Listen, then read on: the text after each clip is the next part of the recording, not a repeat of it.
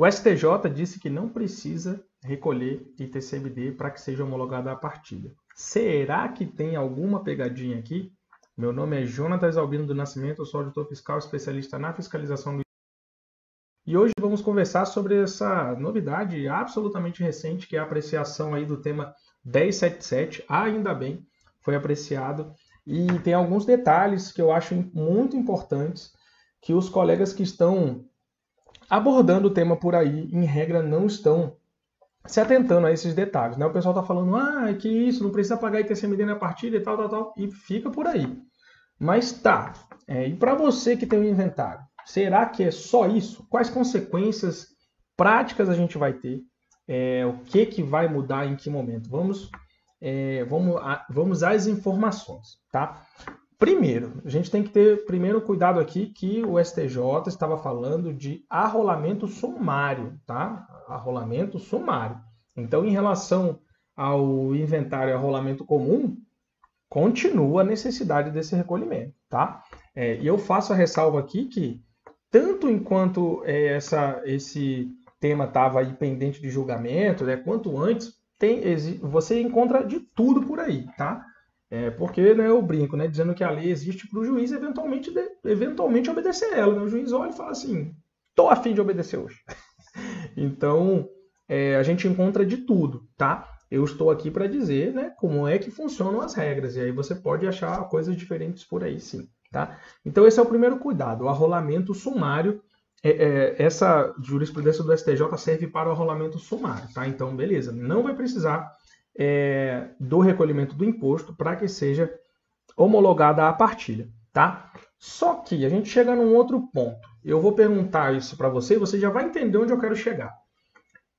Quando você vende um serviço, né, esse serviço para o seu cliente, você vai realizar um inventário para o cliente. Até onde você tem que ir? Até onde você tem que ir? Parou para pensar nisso? Sob essa perspectiva, você vai muito provavelmente, né, eu de verdade espero que você chegue nisso, você vai, eu tenho que pagar o ITCMD. Por que você tem que pagar o ITCMD? Para aqueles que eventualmente discordam. Se você não pagar o ITCMD, você acha que o seu cliente vai ter condições intelectuais para isso? Certo? Então, eu vou partir daqui. Você tem que pagar o ITCMD. Então, o que a gente tem aqui é o seguinte. Nós vamos encurtar o processo judicial. Eventualmente, no processo judicial, você ia ter essa situação, né? De, traz aqui o protocolo do ITCMD e tal.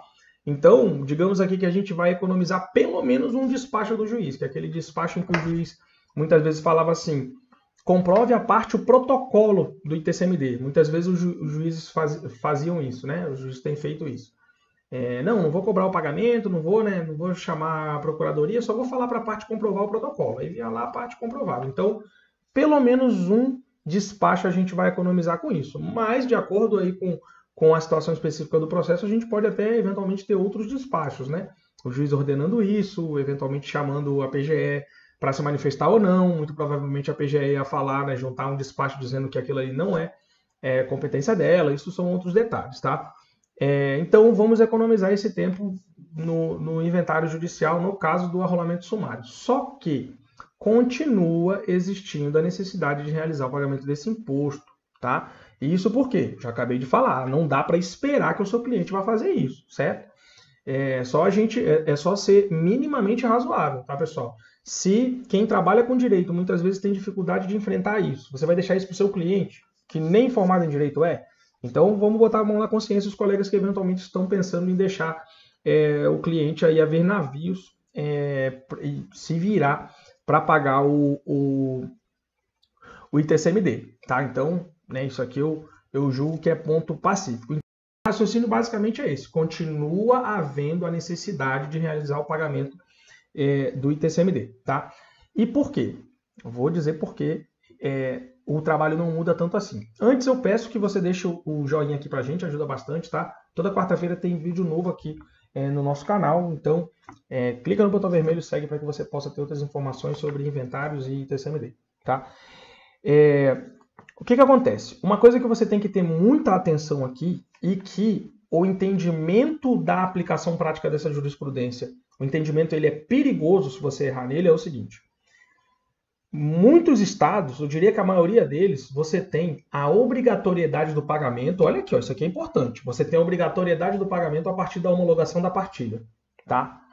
E uma coisa que eu sempre digo aqui nos vídeos, digo para os alunos lá da nossa mentoria, digo no Instagram, se você não me segue, segue jonatas.albino, _ no final, que é, não podemos misturar o rito civil com o rito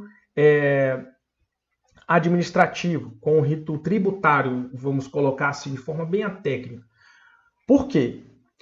Vem lá a jurisprudência e fala assim, ó, não é devido. O que ela falou além disso? Ela falou só isso, certo?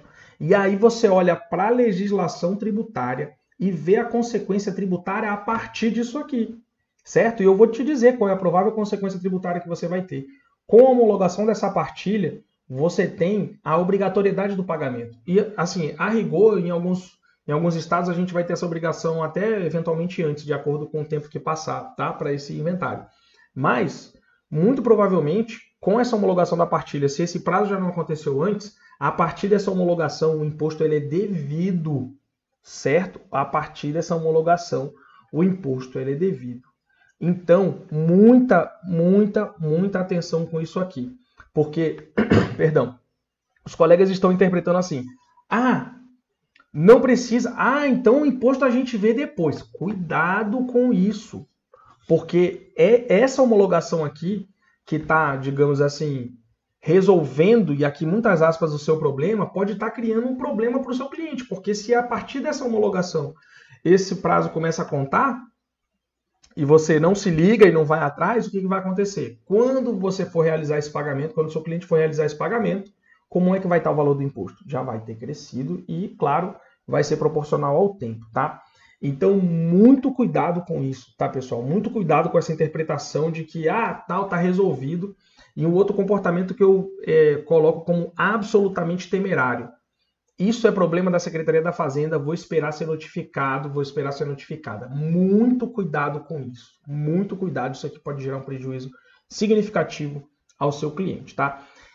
Falando nisso, de pagamento do imposto, quando acontece tal, eventuais prejuízos, eu vou deixar aqui um vídeo, né, em que a gente fala sobre justamente isso, né, esses detalhes do pagamento do imposto, para que você possa, né, aqui, se você está aqui, muito provavelmente você tem um interesse nessa situação do pagamento do imposto, quando ela acontece, como ela acontece. Então é interessante você ver esse vídeo aqui que apareceu aqui em cima para você continuar o seu aprofundamento aqui no nosso canal, tá? Se ficou alguma dúvida, deixa a pergunta aqui que eu vou responder você. E me segue lá, tá? No Instagram a gente conversa todos os dias sobre essa temática, jonatas.albino_ no final.